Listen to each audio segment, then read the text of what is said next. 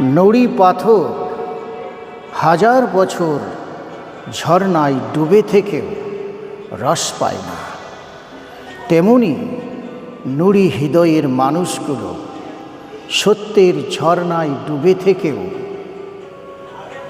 অন্তরটা রাখে নুড়ির মতো শুষ্ক, মরুবালির মতো তৃষ্ণার্ত, গভীর রাতের মতো নিঝু।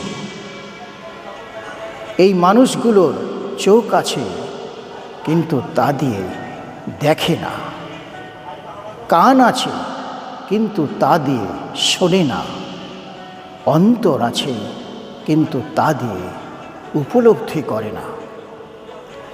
এরাই প্রকৃত অন্ধ, এরাই বধির, এরাই বোবা, যারা বোঝে না, যারা গাফেল।